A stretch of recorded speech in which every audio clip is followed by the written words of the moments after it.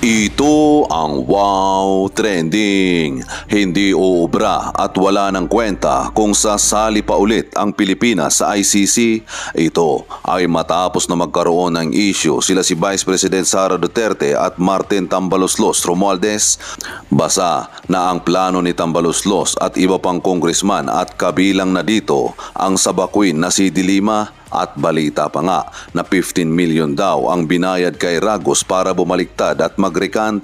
Pero ang tanong ng mga taga-suporta ni Duterte kung sakaling makapasok ulit ang ICC sa Pilipinas, posible bang makasuhan at makulong si former President Rodrigo Roa Duterte sa issue ng drug war noon na maraming mga inosenteng tao ang nadamay?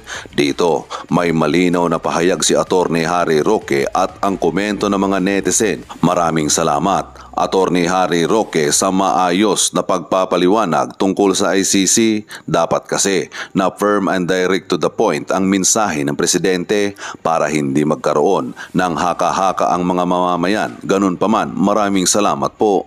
Hello po. Attorney Harry Roque, dapat kasi ang salita na bitawan ng presidente ay no to ICC kasi kung naniniwala ang presidente at ang DOJ secretary na gumagana ang justice system sa ating bansa, ang dami kong learnings from your vlogs, attorney. Super understandable ang iyong explanation. Agree ako sa bongga mong explanation. Ang linaw po ng paliwanag ninyo. Salamat at hindi maaapektuhan si Tatay Digong. Salamat, Attorney Harry Roque. Makakatulog na ako ng mahimbing. Bumoto lang ako kay BBM dahil kay Presidente Duterte na di siya mapunta sa ICC kasi nga continuity daw. Pero itong si Bangungot, nakaka-depress feeling Presidente.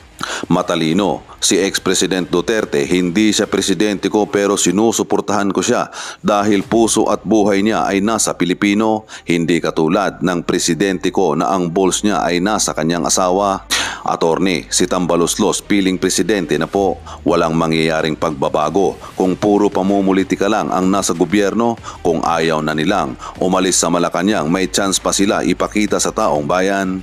Pag-usapan po natin ngayon, matapos ang isang napaka-gulong linggo sa politika nung isang linggo, nagtapos ang linggo sa deklarasyon ni PBBM na pinag-aaralan ang pagbabalik ng Pilipinas sa ICC. Ang konteksto nito ay yung lumabas nga na resolusyon sa Kamara na tinatalakay ngayon kung saan hinihingi sa ehekutibo na makipagtulungan sa ICC. At ito nga po ay para dun sa kaso ng drug war na alam naman natin ang posibleng maimbestigahan ay si dating Pangulong PRRD at ang kanyang anak na si VP Sara. So nasabi ko na po na siguro ito ang plan B. Kapag hindi mai-impeach si Inday Sara, ituloy naman ang pagtutulungan sa ICC. Pero biglang naiba ang tono kasi nagsabi si Secretary Remulla, pinag-aaralan pa ang pagbabalik sa ICC.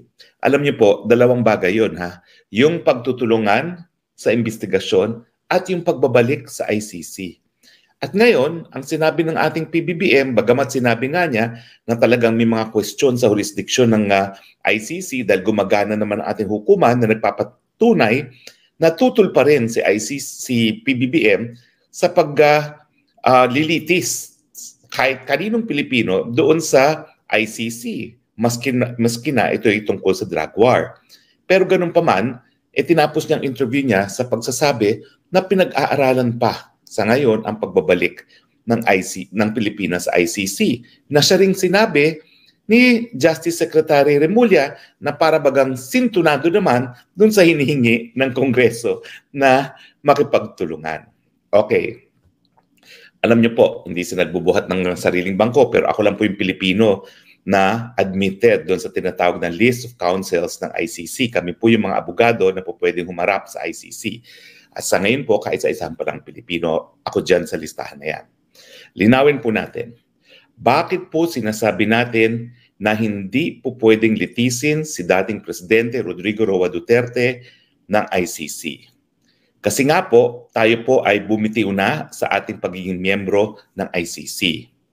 Kailan ba nagiging epektibo ang pagbibitiw ng isang bansa sa ICC? Yan ba ho ay agaran?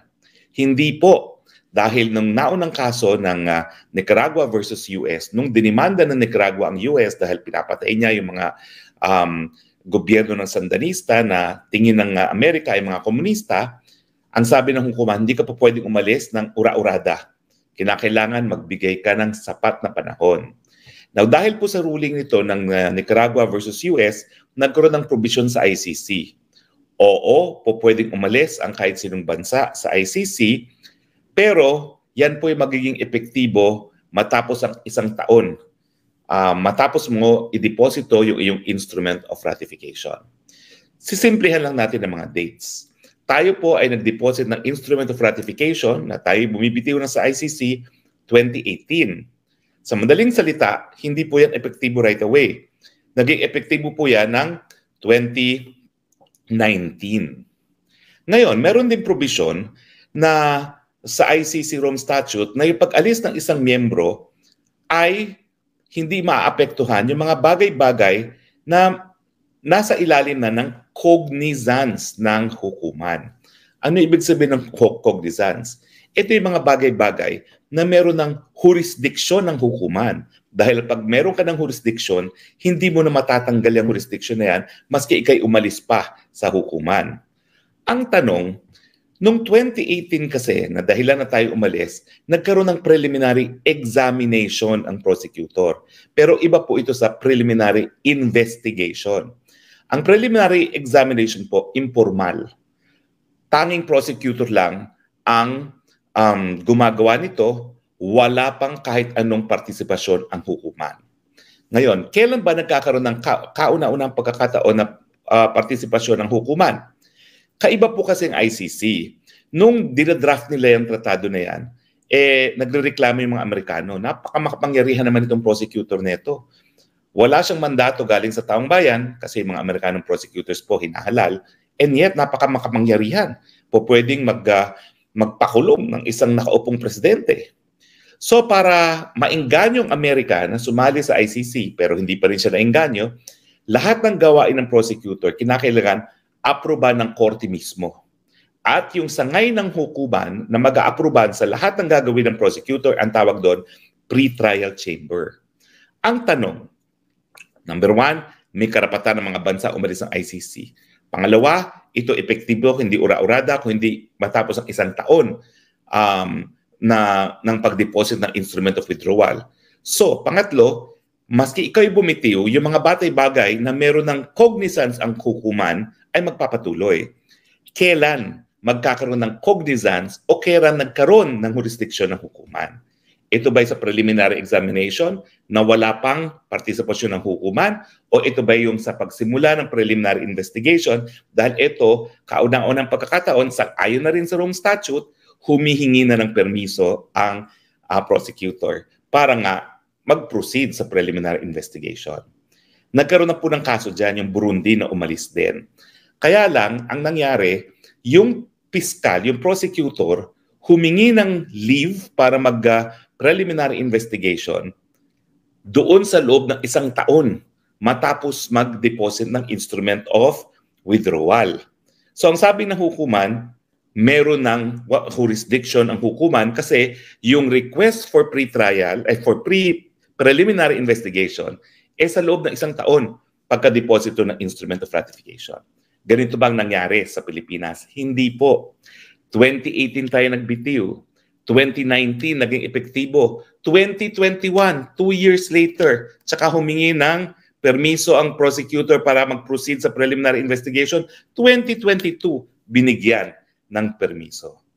So ibig sabihin, na 2019, 2020, 21, 22, 3 taon na ang nakakalipas matapos na naging epektibo ang pagbibitiw natin sa ICC. Hindi na po pwedeng magkaroon ng jurisdiction ang ICC pagdating sa Dragon Wars kasi nga po, naging epektibo na yung ating pagbibitiw sa hukuman bago nagkaroon ng cognizance ang hukuman sa pamamagitan ng pagbigay ng authorization na magtuloy ang preliminary investigation. Ang tanong ngayon, maraming naniniwala, ako na rin, na itong deklarasyon na babalik sa ICC ay isang patama sa mga Duterte. Meron mang dapat ikatakot ang mga Duterte kapag bumalik ang hukuman? Sagot, wala. Unang-una, dahil bumitiw na po tayo at yung preliminary investigation ay hiningi at inaprubahan matapos yung pagiging epektibo ng ating pagbibitiw, wala ng jurisdiction ang hukumang ICC dun sa drug war. Pag tayo bumalik, magkakaroon ba ng jurisdiction ng hukuman? Wala rin. Bakit? Dahil nakasaad po sa Rome Statute, ang jurisdiction ng hukuman ay prospective. Moving forward, hindi po pwedeng retroactive. Bakit? Kasi ito po ay criminal statute, penal statute. Hindi po pwedeng bigyan ng retroactive effect. Otherwise, malalabag po ang karapatan ng due process ng isang akusado. Ulitin ko po, maski tayo bumalik, yung jurisdiction na nawala ng hukuman para imbestigahan at litisin ng drug war, nawala na po yun. Hindi po pwedeng magkaroon muli ng jurisdiction dahil ang jurisdiction po ng hukuman ay prospective. Sino po pwedeng imbestigahan? Yung nakaupong presidente. At yung iba pang mga presidenteng uupo. Kaya nga po, ang sinasabi ko doon sa mga ginagapit ang pagbabalik muli sa ICC bilang pamamaraan para takutin ng mga Duterte, hindi po mga Duterte yung dapat matakot. Baka kayo po ang dapat matakot dahil prospective ang jurisdiction ng ICC from the date na naging epektibo ang ating membership at ang mga nakaupo po ang po pwedeng malitis, hindi yung mga dati nang nakaupo. Sinisimulan po natin ang linggo ng itong bonggang impormasyon nito dahil natapos ang linggo doon sa bonggang impormasyon na pag-aaralan di umano ang pagbabalik natin sa ICC.